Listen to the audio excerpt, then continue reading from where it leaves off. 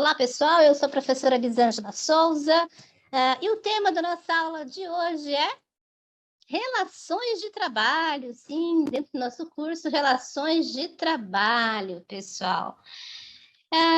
Relações de trabalho é um pouco de história. Sempre eu começo com vocês pela história. É natural para os leigos em direito de trabalho confundir as relações de trabalho com as de emprego. Tendo em vista a sua finalidade, por quê?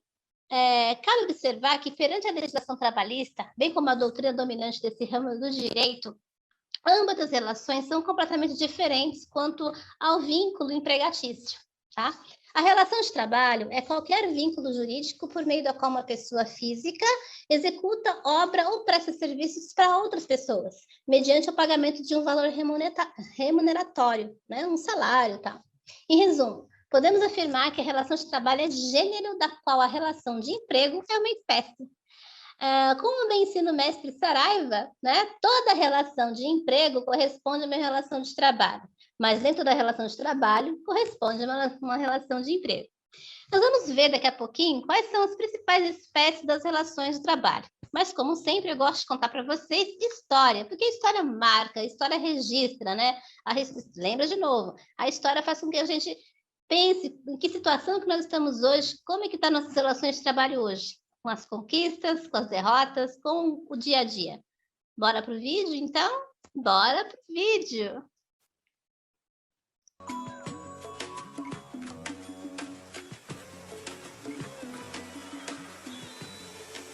Vai começar a visita guiada à exposição A História do Trabalho no Brasil. Ei, você não vem? Vou.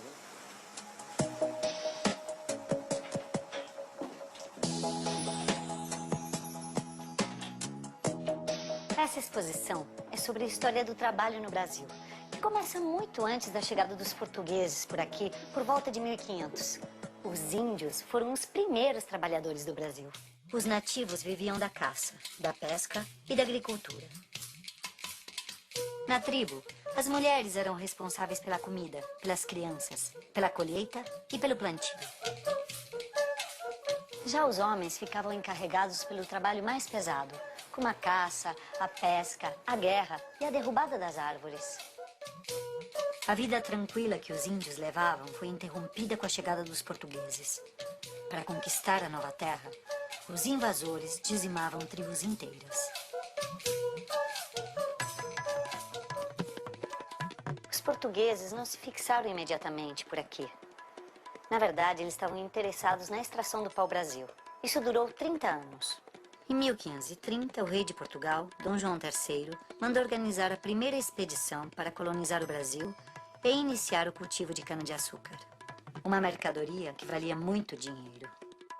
A base da economia colonial era o engenho de açúcar. As plantações ocorriam em grandes fazendas produtoras de um único produto, utilizando mão de obra escrava, e vendiam principalmente para a Europa. A sociedade no período do açúcar era marcada pela grande diferença social. No topo estavam os senhores de engenho. Depois vinha uma classe de pessoas livres, como os padres, os comerciantes, os artesãos e os funcionários públicos. E na base da sociedade estavam os escravos, tratados como mercadoria e responsáveis por quase todo o trabalho feito na colônia. Em 13 de maio de 1888, depois de vários movimentos populares, a princesa Isabel assina a lei que abolia a escravidão, conhecida como Lei Áurea. Essa lei libertou cerca de 700 mil escravos. Mas, infelizmente, o fim da escravidão não melhorou a condição social e econômica dos ex-escravos. Sem formação escolar ou uma profissão definida, continuaram numa condição social subalterna.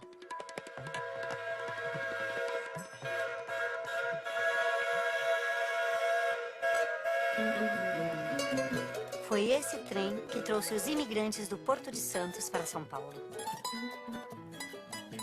Os imigrantes ocuparam um lugar deixado pelo trabalho escravo. O plantio de café, que estava em pleno desenvolvimento por aqui, necessitava de mão de obra. Isso estimulou a entrada desses imigrantes que trouxeram novas técnicas de produção.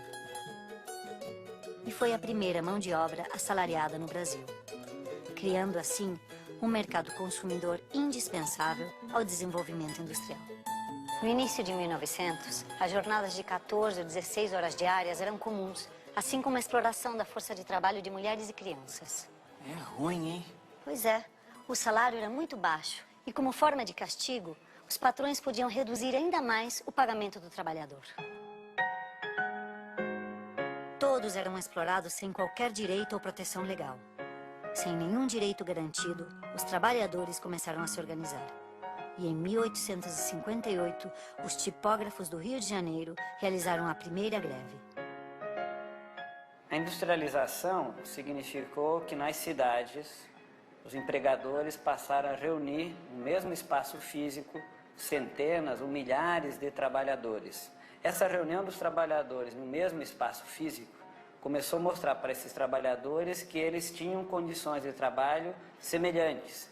E grande parte delas, situações de trabalho que eram degradantes, que aviltavam a condição de vida, com salários ruins, jornada de trabalho extensa, um sistema de trabalho extremamente perverso. E o fato de vivenciar essa mesma experiência de trabalho com o mesmo empregador começou a colocar para esses trabalhadores a necessidade de se posicionarem frente à busca de melhoria nas condições de trabalho, que culmina com movimentos de greve, ou seja, os trabalhadores passam a paralisar a produção, buscando a negociação de melhores condições de trabalho, de salário.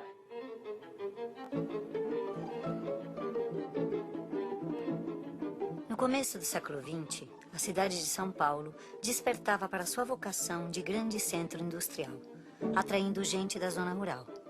O início do processo de industrialização deve-se ao café e aos investimentos em infraestrutura gerados pela produção. Entre 1914 e 1918, ocorreu a Primeira Guerra Mundial. O conflito estimulou a produção interna e ajudou o nosso crescimento industrial. A partir dos anos 30, foi implantada em nossas indústrias uma organização científica do trabalho. Esse método, também conhecido como Taylorismo, dividia o trabalho em etapas, fazendo com que um operário desenvolvesse tarefas especializadas e repetitivas. Assim, Taylor acreditava que a partir de um conjunto de procedimentos e de princípios, o trabalho poderia ser melhor organizado, subdividido, e cada uma das frações intensificada em termos de produtividade, e o controle ficaria na mão da gerência.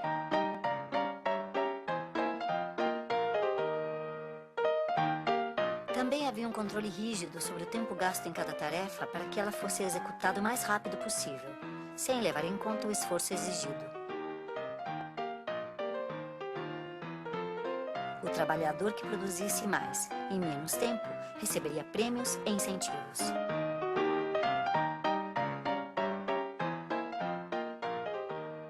O trabalhador brasileiro possui hoje o seu código de direitos. Trabalhadores do Brasil. É assim que Getúlio Vargas iniciava seus discursos. No ano de 1930, depois de comandar uma revolução que derrubaria o governo de Washington Luiz, Getúlio Vargas tomou o poder. Ele foi responsável por instituir vários direitos trabalhistas, como o salário mínimo, o 13º, as férias e a rescisão de contrato. Enfim, as normas da Consolidação das Leis do Trabalho, conhecida como CLT. Em 1941, o presidente Vargas construiu a Companhia Siderúrgica Nacional.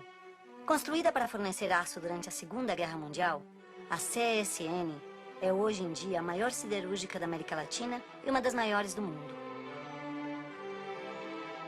Outra importante criação de Getúlio foi a Petrobras, uma indústria que atua em todas as etapas da produção do petróleo e seus derivados. Atualmente, a Petrobras é uma das 20 maiores empresas petrolíferas do mundo. De 1956 a 1961, vivemos uma época conhecida como Anos Dourados. O presidente era Juscelino Kubitschek. Nessa época, houve um processo de rápida industrialização e crescimento econômico. O presidente criou a frase 50 anos em 5, A indústria automobilística era a que mais crescia.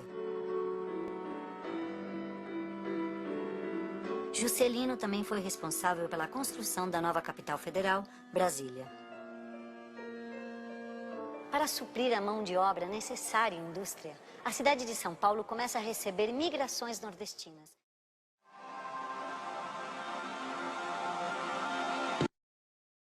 Sensacional, né, pessoal? Ver como a evolução das relações de trabalho, né?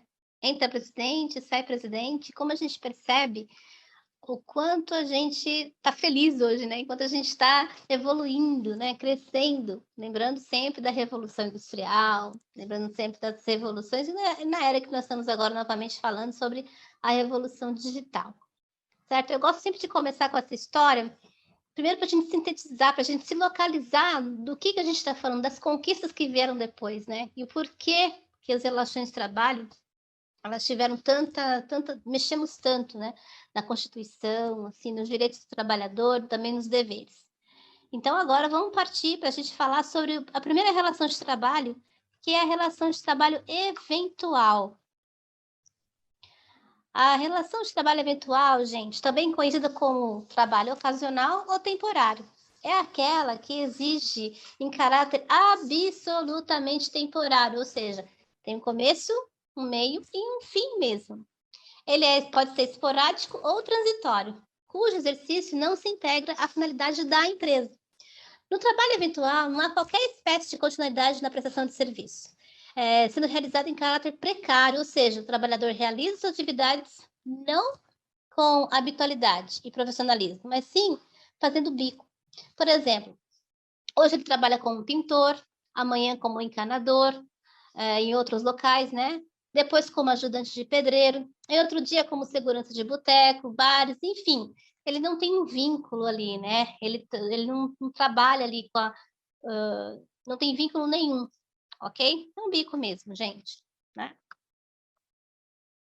Depois nós temos a relação de trabalho voluntário. Nossa, esse aqui é fantástico. O relação de trabalho voluntário, gente, ela está baseada na legislação, que é a Lei 9.608, de 18 de fevereiro de 1998, que dispõe que o serviço voluntário define em seu artigo 1º como trabalho voluntário o seguinte, vou falar na íntegra para vocês. A atividade não remunerada prestada por pessoa física, a entidade pública de qualquer natureza ou a instituição privada de fins não lucrativos que tenha objetivos cívicos, culturais, educacionais, científicos, recreativos ou de assistência social, inclusive mutualidade. Eu admiro muito o trabalho voluntário, eu faço muito trabalho voluntário. E o que desperta em nós o trabalho voluntário? O que é o trabalho voluntário? Ele faz, ele engrandece a gente. Em que sentido que ele engrandece? Ele faz nós sermos pessoas melhores, né? Ele faz com que a gente se torne pessoas mais amáveis, fica mais aberto à doação, certo? Então é fantástico quando você se voluntaria, você ajuda as pessoas, né? Quando tem uma frase bacana, né, que a gente vê direto, quando nós somos bons para os outros, somos melhores para nós mesmos, né? Fazer o bem sem olhar a quem, olha quanta coisa que a gente fala, né? Ajudar e ser ajudado, a lei do universo, você entrega e retorna para você. Então aqui não vou especificar muito, não. Eu gostaria muito de mostrar para vocês um vídeo que fala exatamente isso, sabe? Do cuidado que você tem com o outro, o amparo. Porque o voluntarialismo, gente, não está só no sentido de você ir lá, entregar uma cesta básica mensal, ou então fazer um trabalho assim, não. Está no dia a dia, está no ser humano, está dentro do processo, né? Do seu dia. Então, eu acho muito bacana. Eu gostaria muito de mostrar esse vídeo para vocês. Gostaria que vocês se olhassem um voluntário amável, tá bom? Bora pro vídeo.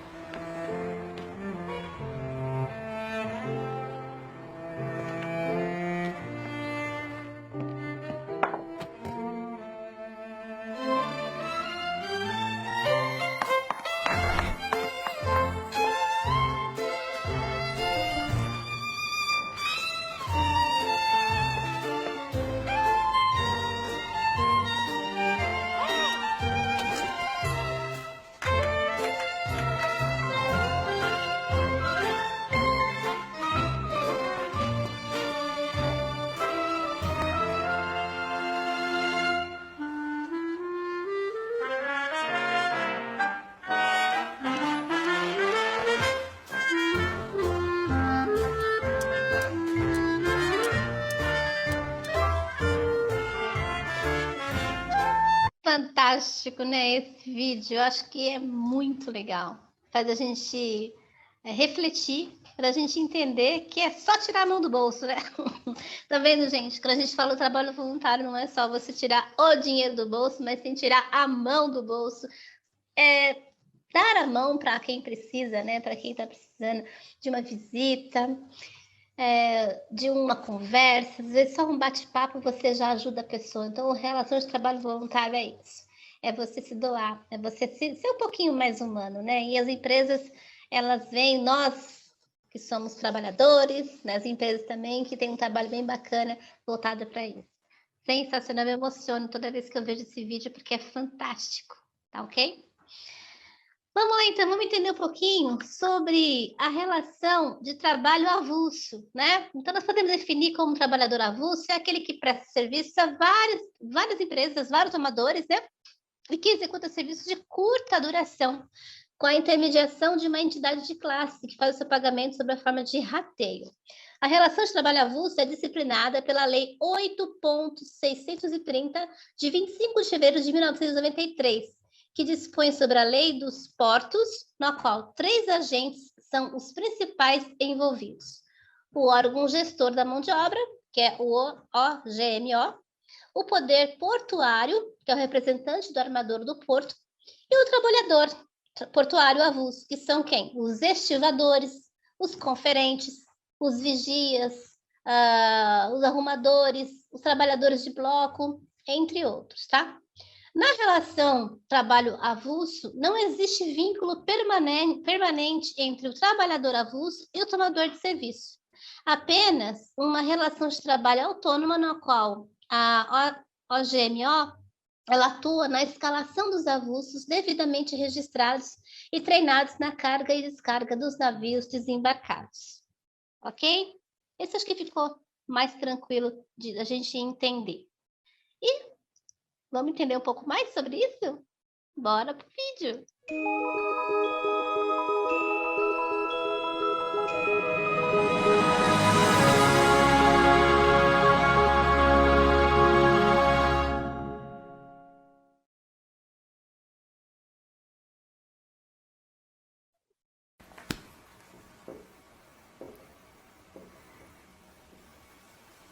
Trabalhadores avulsos. Quem seriam os trabalhadores avulsos? Trabalhador avulso, pessoal, é aquela pessoa física que presta serviços de natureza urbana ou rural a várias empresas. Olha aqui a diferença com o empregado comum. Há várias empresas, eles têm subordinação, que eles prestam serviços à empresa com subordinação.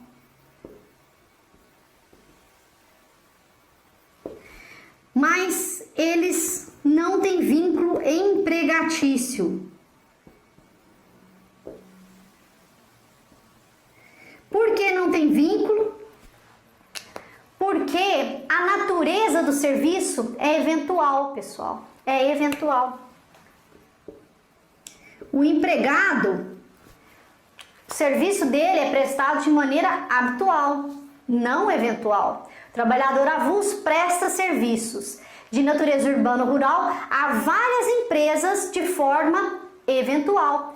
E qual que é uma caracterização importante aqui do trabalhador avulso?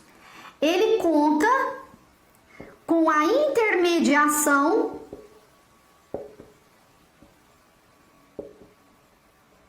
do sindicato da categoria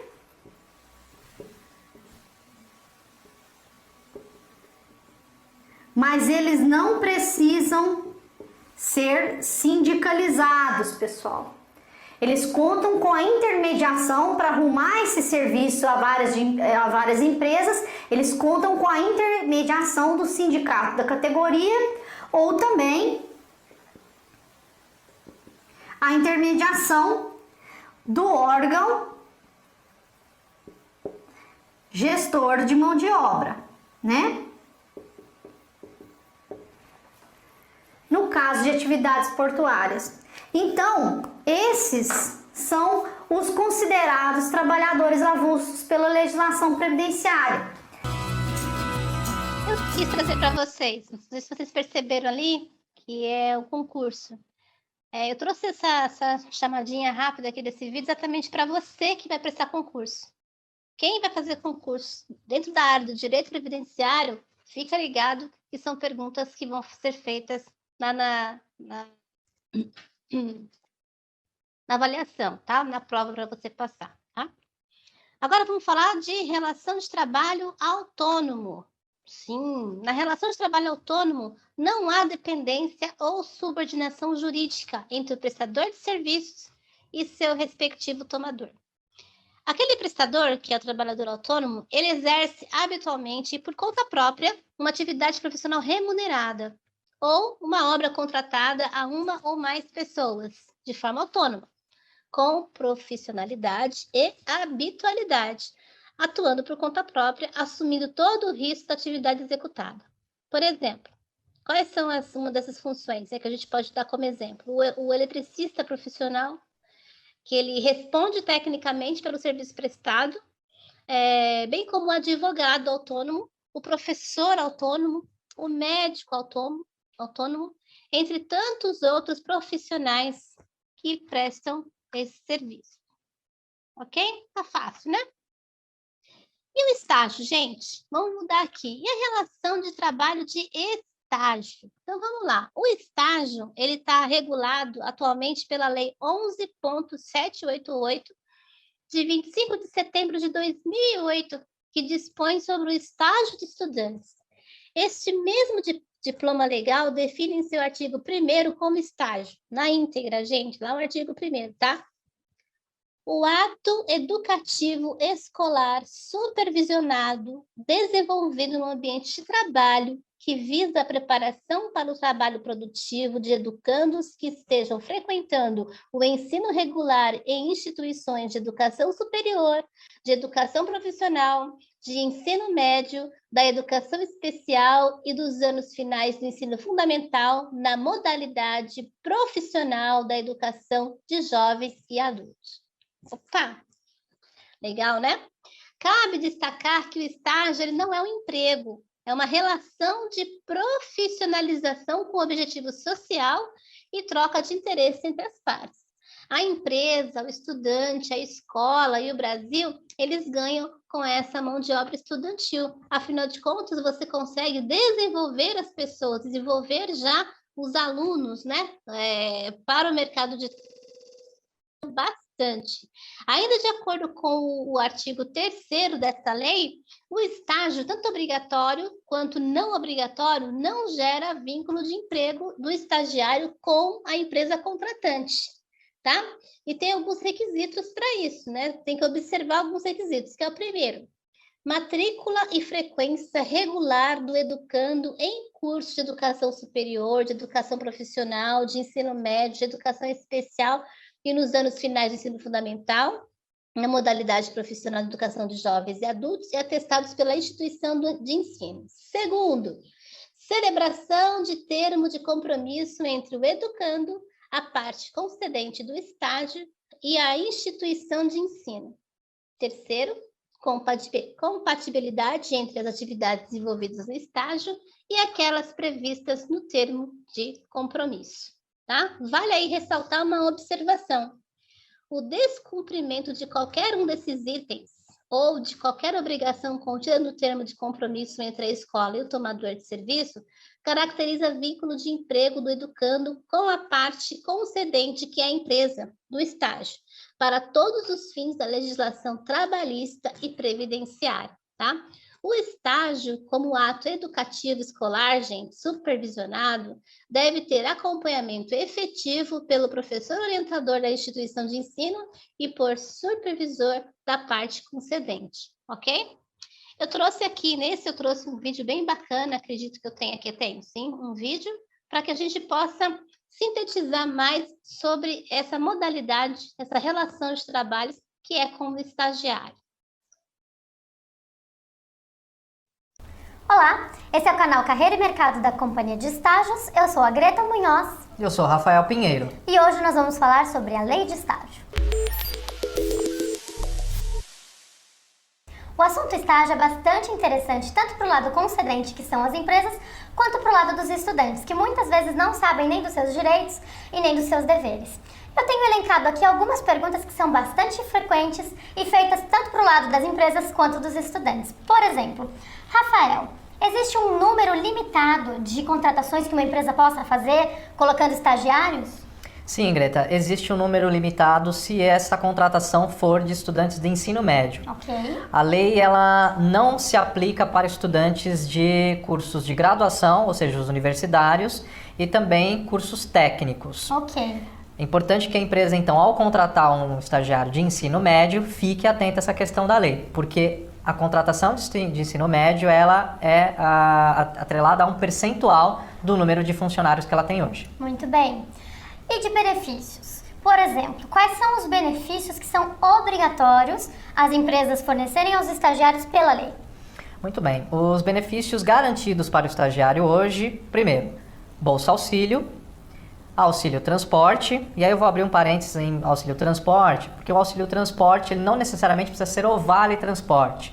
A empresa pode oferecer um fretado, o pagamento pode ser em dinheiro, pode ser um reembolso combustível ou outro acordo que foi feito entre as partes. Um outro benefício também é o recesso remunerado. O estagiário, após completar 12 meses de contrato, ele tem direito a 30 dias de recesso. E aquele período que ele ficou em recesso, ele recebe a Bolsa Auxílio. Normalmente? Normalmente. Okay. Porém, a empresa ela não tem a obrigação de pagar o transporte, porque ele está em casa. Mas a Bolsa Auxílio, sim. Ok. Um outro benefício bastante interessante é que, comprovadamente, durante os períodos de provas nas universidades, a carga horária deve ser reduzida, porque a lei sempre vai proteger o estagiário em seu momento estudantil. Então, empresas fiquem atentas a isso também, ok? Exato. Muito bem. Agora, uma situação bastante inusitada. Por exemplo, como lidar, tanto pelo lado da empresa quanto do estagiário, no caso das estagiárias, no caso de uma gravidez, por exemplo? Perfeito. É uma situação que preocupa bastante as estagiárias nessa situação, especialmente as empresas, por não saber como lidar com essa situação. As empresas que se preocupam com a questão social, de como vai fazer e amparar essa estagiária, e a estagiária que às vezes, né, por estar na condição de estagiária, fica apavorada, não sabe o que vai acontecer. Exatamente. E como lidar? Então, a empresa, ela, na lei, vamos voltar então pela questão da lei, a lei ela não diz nada em relação a estagiárias nessa situação. Então, o que a gente recomenda? A estagiária ela pode permanecer como estagiária durante o período de gestação e depois ela pode ser desligada pela empresa, ou seja, quando ela entrar no período de afastamento. E quando ela retornar, 4 ou 5 meses após, a empresa pode recontratar novamente na condição de estagiária. Então, se ela ainda estiver dentro do contrato apta a voltar para a empresa pode decidir por recontratar? Pode decidir. Okay. Importante lembrar que o estágio ele tem um limite, 2 anos no máximo. Então, se estiver dentro desse período, ok. Ela vai curtir o bebê, a gravidez, ainda fazendo estágio, né? E quando retornar, ela pode ser novamente contratada como estagiária. O fato é que durante o período de afastamento, a empresa não tem a obrigação de ter custos com essa estagiária. Ok, é o que eu ia te perguntar. E olhando para um lado da empresa, se a empresa decidir por desligá-la, não cabe nenhuma ação judicial, como numa lei CLT, por exemplo. Perfeito, não cabe nenhuma ação judicial, até porque o estágio ele não gera nenhum vínculo empregatício. Ok. Obrigada, Rafael. Eu que agradeço. Esse é o canal da Carreira e Mercado da Companhia de Estágio. Se você gostou das nossas dicas, pode compartilhar e nos siga também. Sensacional a dica da companhia de estágios. Então, para você que está em busca de um estágio, olha que bacana, atualizando já as informações sobre como está o processo do estágio aqui no nosso país, né? Vocês viram aí que não existe realmente vínculo empregatício algum, vocês viram que tem as regras, a legislação, ela é pesada, vocês perceberam aí, né? Então, para você que está em busca de um estágio, olha só as informações importantíssimas que a gente acabou de passar para vocês agora, anotem aí para que vocês possam seguir, né, no estágio, sabendo dos seus direitos e dos seus deveres e o que você pode fazer ou não. Então, gente, é mais uma relação de trabalho bem bacana aí que vai ajudar vocês no futuro também, ok? E a relação de trabalho subordinado? Vamos lá. É a mais comum das relações de trabalho nos dias de hoje, também conhecida como relação de emprego. Isso, nessa modalidade de trabalho estão presentes requisitos caracterizadores do pacto laboral, ou seja, do vínculo empregatício entre o empregado e o empregador, os quais são os seguintes: trabalho por pessoa física, pessoalidade, não eventualidade, onerosidade, subordinação e alteridade. Vamos ver cada um desses? Então, vamos lá. Trabalho por pessoa física. Para a caracterização do vínculo empregatício, o serviço deve ser prestado por uma pessoa física, ou seja, uma pessoa que tem o CPF, tá? Não pode ser pessoa jurídica. Que são pessoas jurídicas? São as empresas, são as indústrias que têm CNPJ. Tá bom? São coisas distintas, tá? O segundo aí é pessoalidade. Considerando que o contrato de emprego é intuito personal, para a caracterização do vínculo empregatício, o serviço deve ser executado pessoalmente pelo empregado, que não pode ser substituído por outro durante sua atividade. Ok? Então, você tem que estar lá presente, é você em carne e osso, e você não pode mandar substituto, não. É você que tem que trabalhar em cima disso, tá bom? E no 3, não eventualidade. A conceituação de trabalho não eventual, gente, é uma das tarefas mais difíceis para os operadores do direito do trabalho, tendo em vista as diversas teorias jurídicas que tentam determinar seu real sentido. Então, o que acontece? A predominante entre elas é a teoria dos fins do empreendimento, ou os fins da empresa, que defende a ideia de que o trabalho eventual é aquele realizado para atender demanda que não se enquadra nas finalidades normais. Por exemplo, a contratação de um encanador para arrumar a rede de esgoto entupida de uma loja de roupa. Certo? Aí nós temos o 4, que é a onerosidade. Um dos requisitos essenciais para a caracterização do vínculo empregatício é o recebimento de um valor pecuniário, ou seja, o valor em dinheiro, que é pago pelo empregador a um empregado pela prestação de um serviço. Cabe observar que a prestação de serviço a título não oneroso, ou seja, o gratuito, descaracteriza a relação de emprego, apenas configurando mera relação de trabalho, como ocorre no trabalho voluntário que nós vimos agora há pouco, ok? A subordinação. Uma das características da relação de emprego é a subordinação, ou seja, o empregado é subordinado ao empregador, que tem o poder de mando sobre ele. Porém, essa subordinação não é econômica, pois o empregado ele pode, por muitas vezes, ser mais rico que o próprio empregador. Por exemplo, são os casos de alguns cantores famosos, também jogadores de futebol, né? Olha só que bacana. A alteridade. Por esse princípio, o empregado não assume os riscos da atividade econômica, tá? Que exercer. Quem responde em caso de prejuízo é a empresa, diferente do que ocorre com os trabalhadores autônomos, que respondem tanto tecnicamente quanto financeiramente pelos serviços que eles executam. certo? E o emprego rural? Olha, o emprego rural, pessoal, em resumo, é o trabalhador que presta serviço na atividade da agricultura e da pecuária. É empregador rural e em propriedade rural. Por exemplo, trabalhadores rurais são os ordenadores de gado, os boiadeiros, o peão de gado, o trabalhador que labora na lavoura de café, plantação de arroz, plantação de milho, tá? Cabe salientar que o trabalhador rural tem os mesmos direitos dos trabalhadores urbanos, e isso está dentro do artigo 7º da Constituição Federal de 1988, tá ok? Então, por exemplo, uma mulher colhendo manga num sítio que ela trabalha é uma tarefa do empregado rural, certo? Mas vamos entender mais um pouquinho sobre isso?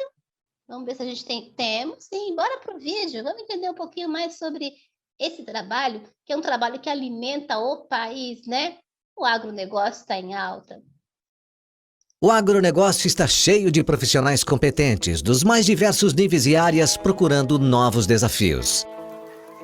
E também está repleto de empresas de sucesso, dos mais variados portes, à procura de mão de obra qualificada para concretizar seus planos de expansão. O problema é que um não sabe do outro, mas agora ficarão sabendo. Vem aí o Emprego Rural.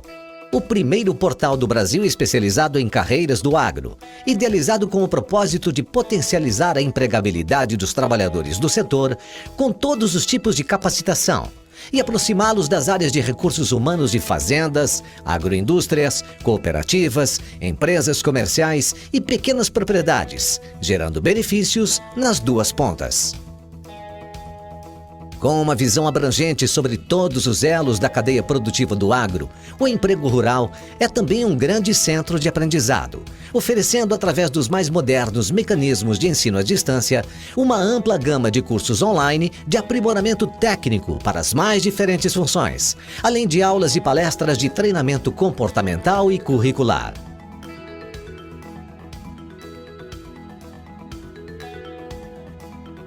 Acesse empregorural.com.br e conheça tudo que o portal pode oferecer.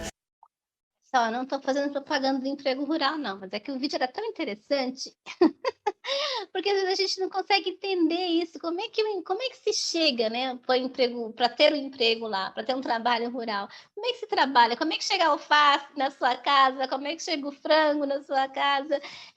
Eu sei que foi uma propaganda aqui do emprego rural, mas é um trabalho bem bacana, que faz com que a gente identifique aí oportunidades dentro do agronegócio. Foi por isso que eu trouxe esse vídeo, mas não se limite aí a achar que é só propaganda, não, tá? É mais para a gente entender o que o agronegócio está desenvolvendo no país, né? O que a gente está preparando aí, o que a gente faz com isso, tá bom? Opa, vamos agora para o empregado doméstico. Sim, define-se como empregado doméstico todo trabalhador ou trabalhadora que presta serviço de natureza contínua e de finalidade não lucrativa à pessoa ou à família, cujo ambiente de trabalho tem natureza residencial, tá? Uma das características dessa relação de trabalho é não exercer atividade econômica no seio familiar, ou seja, por meio de seus serviços, o empregador doméstico, somente pessoa física, não oferir nenhum lucro. Por exemplo, o empregado doméstico é o mordomo da família, a segurança, o caseiro, a cozinheira, a lavadeira e outros mais, certo? Então, vamos ver um pouquinho mais, vamos aprofundar aí sobre as relações de trabalho do empregado doméstico. Bora pro vídeo. Com licença que a tia quer passar o pano? Obrigada, viu? A lei que cuida dos direitos dos trabalhadores domésticos foi aprovada lá em 2013, mas até hoje gera muitas dúvidas. Então, o Serasa Ensina resolveu passar a limpo essa história. Quer saber mais? Então fica aí, meu anjo. Roda a vinheta, Ursão! Fala, meu anjo pagador de boleto, belezinha?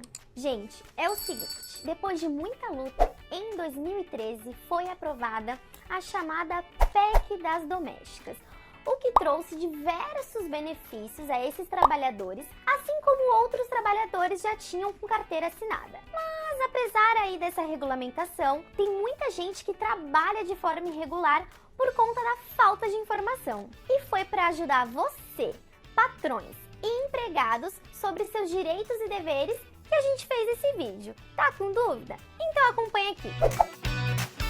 Jornada de trabalho. A jornada de trabalho dos empregados domésticos é de 44 horas semanais e no máximo 8 horas por dia. FGTS.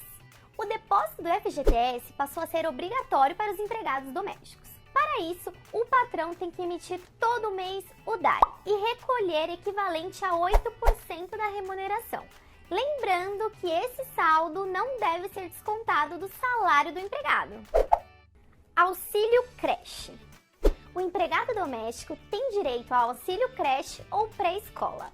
Então, se ele tiver filho pequeno e no horário de trabalho precisar de uma ajudinha para cuidar da criança, ele pode pedir uma graninha para o chefinho, mas o valor aí vai de um acordo entre os dois.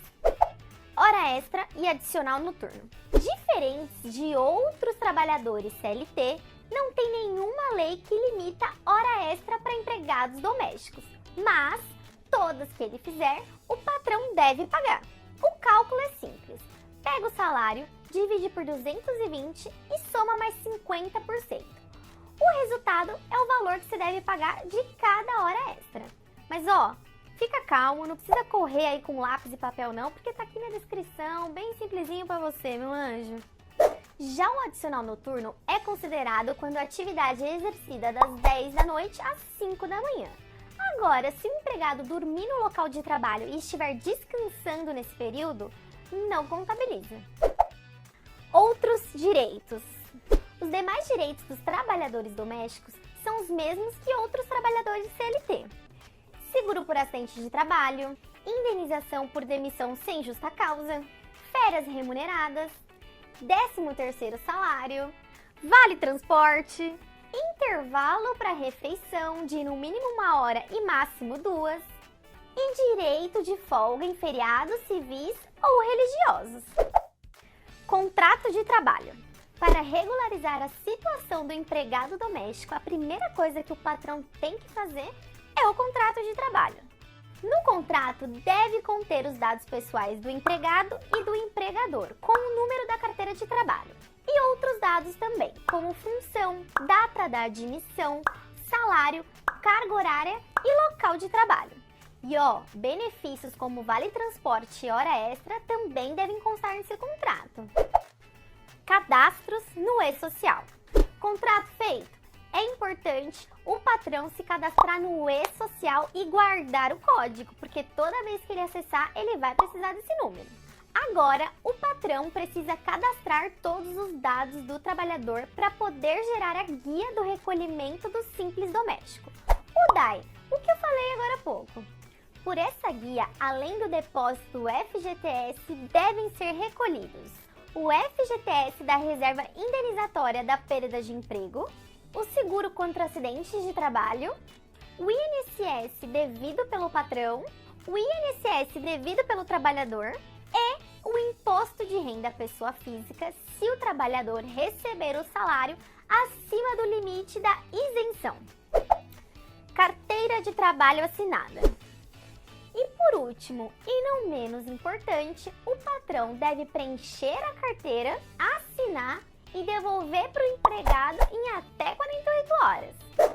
Gostou, meu anjo? Então compartilhe esse vídeo com o máximo de pessoas possíveis para ninguém mais ter dúvida. E ó, deixa o seu like, já que eu nunca te pedi nada. Sim. Adoro essa propaganda que o pessoal faz.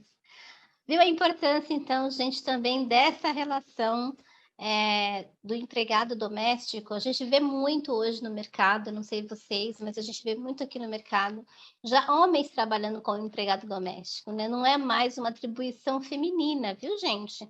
Por isso, vale destacar que tem bastante bastante pessoas, né, buscando esse trabalho exatamente para isso, para que ele possa ter os seus direitos garantidos, né? A gente precisa ter os direitos garantidos, ok? Então, o empregado doméstico, ele tem um trabalho árduo, né? Quem sabe, quem faz esse tipo de trabalho sabe, né? E é bom ter sempre aí seguindo os critérios da legislação, certo? Então, muito bem. Vamos sintetizar, então, o que nós vimos até agora? Nós falamos, então, sobre as relações do trabalho. Nossa, muito legal. E o que nós falamos, então? Só para a gente poder memorizar aí e depois a gente vai fazer o nosso resumo.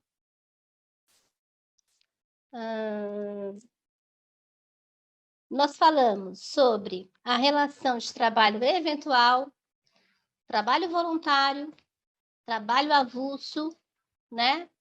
O trabalho autônomo, a relação de trabalho estágio, o subordinado, que dentro do subordinado nós temos o trabalho por pessoa física, pessoalidade, não eventualidade, onerosidade, subordinação, alteridade e o empregado rural. E, por último, o empregado doméstico. Qual é a atividade, então, que vocês vão fazer agora? Já! Nossa, Pro, já tem atividade? Já! Vamos lá! Pegue sua caneta, pegue o seu papel. E vocês vão fazer o que nessa atividade? Vocês vão escrever uma dissertação. E vocês terão tempo para isso, tá?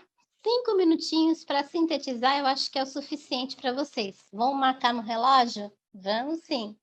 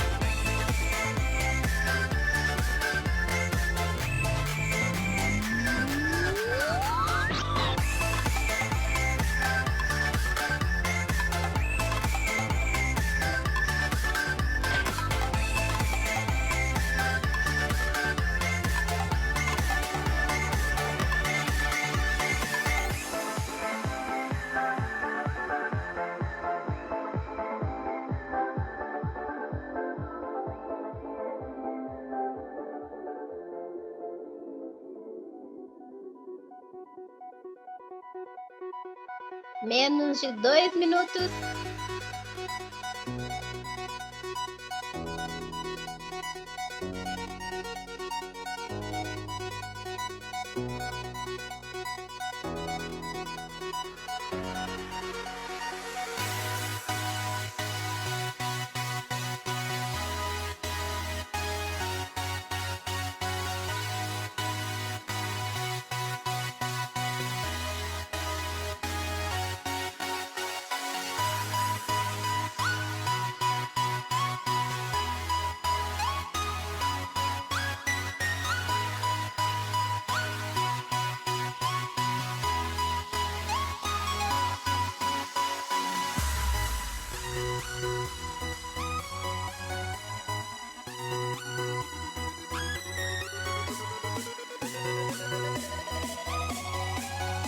Muito bem, menos de 1 minuto.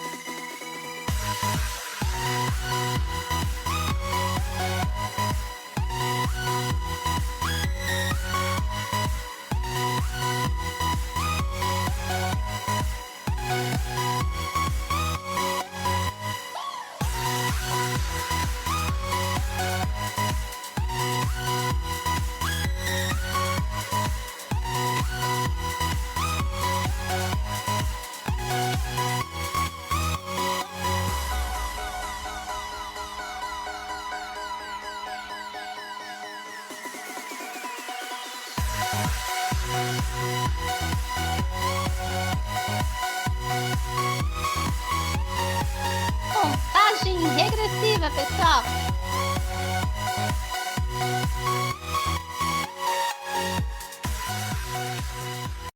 Aí, acabou.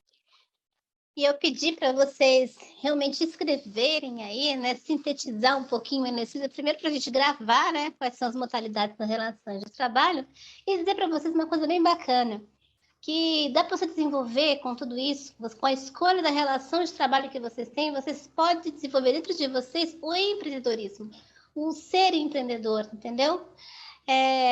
Empreender, gente, você pode empreender tanto na empresa do outro quanto para si mesmo. Então, na hora que você vê lá as modalidades de autônomo, tal, que às vezes a gente tem a ideia de empreendedor, é aquele que vai desbravar o mundo, né? Vai sair aí fazendo as coisas acontecendo. Não, o empreendedor é aquele que sonha, mas ele sonha estar dentro de uma empresa, ele sonha ter a sua própria empresa, todo o seu próprio negócio, então ele pode empreender em qualquer lugar.